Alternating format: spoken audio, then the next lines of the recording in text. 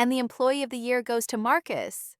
The room erupted in applause as Marcus strutted to the stage, his smug grin catching the spotlight. Our CEO handed him a sleek black box with a silver ribbon. He opened it slowly, feigning surprise when he pulled out keys to a brand new BMW X5. "No way!" he shouted, pumping his fist. "This is incredible!" The crowd cheered louder as they led everyone outside, where a metallic silver SUV sat with a giant red bow. I stood frozen, gripping my water glass so tightly my knuckles went white. 2 years of 80-hour weeks, 2 years of building the revolutionary algorithm that increased our platform's efficiency by 60%. 2 years of my code being the backbone of every major client success. And now our CEO announced, returning to the podium. For our other outstanding contributor, Jessica has been instrumental in our technical achievements. Instrumental. I created the entire core system. The spotlight found me as everyone turned. I forced a smile, straightening my shoulders. He reached under the podium and pulled out a thin envelope. "Jessica, thank you for your dedication." Inside was a $50 Amazon gift card with my name printed on a basic label. The silence stretched uncomfortably. Someone cleared their throat. "Well," our CEO prompted, "aren't you going to say something?" I looked at him, then at Marcus through the window admiring his new BMW, then back at the gift card that wouldn't cover dinner for two. "Thank you," I managed, voice steady despite the storm inside. "It's exactly what I deserved." Nobody caught the edge except David from IT, who winced. Our eyes met, and in that moment, I made a decision that would change everything. I smiled, not my practiced professional smile, but something different, something that promised consequences. Before I continue this story of systematic betrayal and calculated revenge, hit that like button if you've ever had your work stolen. Comment about the worst recognition you've received.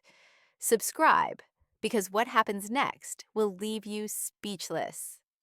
My name is Jessica Chen, 28, senior software developer, and until that night, I believe talent spoke louder than office politics. I joined TechFlow straight from Stanford, drawn by their promise of innovation and merit-based advancement. For 2 years, I'd poured my soul into building their flagship platform's core algorithm. Marcus arrived 6 months after me as a technical consultant, charming, connected, and completely incompetent. While I worked nights debugging complex systems, he played golf with executives. When clients praised our platform's performance, he took the credit. When my algorithm revolutionized their data processing, he presented it as his collaborative leadership. That night, staring at the gift card on my apartment counter, my phone buzzed. Text from David. "That was brutal. You okay?" I wasn't okay, but I was done being invisible. What happened next wasn't emotional. It was strategic. First, I reviewed my employment contract. I'd negotiated an unusual clause. Any personal projects developed outside work hours remained my intellectual property. The company lawyer had dismissed it as standard. That clause was now my weapon. Second, I pulled up my personal documentation. Every late night, every breakthrough, every line of code I'd written at home before implementing at work, all time-stamped, all mine. The algorithm everyone celebrated? I'd built the prototype in my apartment on my laptop 6 months before joining TechFlow. Monday morning, I walked into our CEO's office with an envelope. "My resignation," I said calmly. "2 weeks' notice." He barely looked up. "Because of the recognition thing?" "Don't be dramatic." "Not at all. New opportunities." He shrugged, already dismissing me. For 2 weeks, I was the model departing employee. I documented everything, trained replacements, even brought donuts my last day. Marcus gave me a condescending hug. "Good luck out there," he said, not knowing what was coming.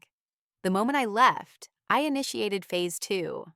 I called TechFlow's 3 biggest competitors, the ones who'd been trying to reverse engineer our algorithm for years. I have something you might find interesting, I told each one.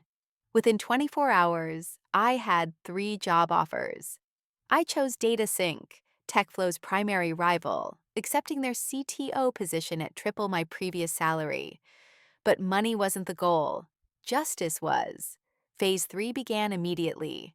I pulled out my personal laptop, opened my original algorithm code, and began building. Not copying TechFlow's implementation, improving my own original design. Within 3 months, DataSync launched Quantum Process, a data platform 40% faster than TechFlow's system. The industry went insane. TechFlow's stock dropped 30% in a week. Clients started jumping ship. Our CEO called me personally. Jessica, this is corporate espionage. We'll sue you into bankruptcy. Check your legal department's records, I replied calmly. Specifically, my Employment Contract Section 7, Personal Projects Clause. What you've been using was my intellectual property, developed on my own time. I simply took back what was always mine. The silence was beautiful. 2 weeks later, TechFlow filed for bankruptcy.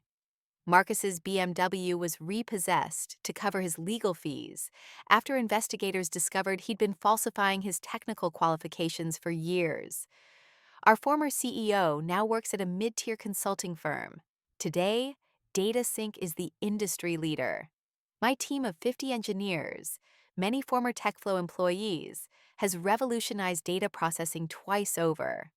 We've built a company culture where contributions are recognized, talent is rewarded, and nobody's work gets stolen. I keep that Amazon gift card framed in my office with a plaque reading, "Know Your Worth." New hires always ask about it. Just a reminder, I tell them, that sometimes being undervalued is the universe telling you to value yourself properly. The best revenge isn't getting even, it's getting ahead and building something better. If you've ever felt undervalued, remember, your worth isn't determined by others' inability to see it. Sometimes you have to show them exactly what they lost.